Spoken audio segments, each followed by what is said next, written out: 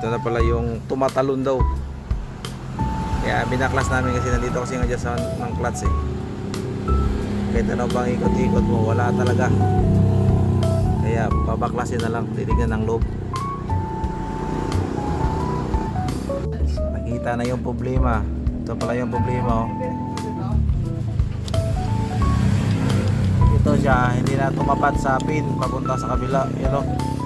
Hindi na plastada. Ing-ing. Ito. Kasi tutulak yun sa kabila. Yung diba ko, pangalan nito? Absent kasi ako eh. Nagmamadali kasi sila eh. Tingnan mo. Napadpad ka tuloy dito sa akin. Pero, yan ang kuhan. Ito yung problema.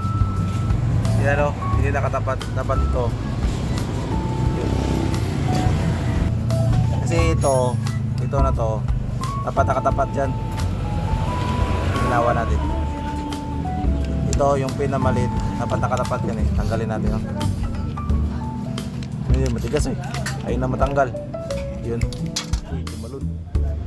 Ito yung mechanism niya sa clutch. Mechanism yun, ito itong bulitos. I-check lang natin. Baka may ibang problema pa sa loob. Ay, hindi na siya.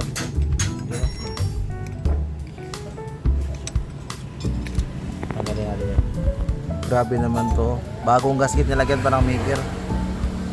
Yun, oh. Dapat hindi ganito. Linisang mabuti para hindi na mag-leaking. Kasi bago ang gasket eh. Yung kanina pala nakaganon yun, oh. Ngayon babalik natin dating ganon. Tapat talaga. Bye. Ito pala ibabalik na natin yung mechanism ng clutch.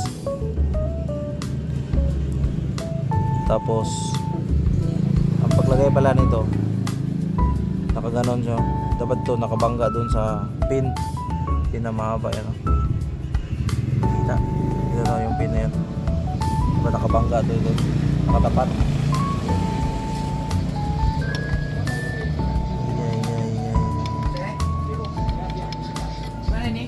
May purpose pala tong gasket para hindi masyadong lumihis yung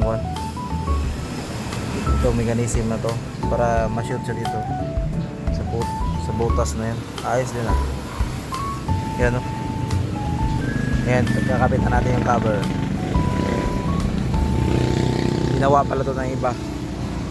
Nag-trouble sila, ito wala problema. Nasunog yung sagit. Kaya napuksan to kasi hindi nakita ng unang gumawa hanggang hindi na balik na mabuti ito, kaya tumatalon yung motor. Pinalitan ng stator. Hindi na tumatalon. Ayos. Malinis na din, wala nang leaking, oh. Hindi na katulad dati. Wala namang leaking. Hindi katulad lumalabas yung kwan. Alright. Sige tol, salamat.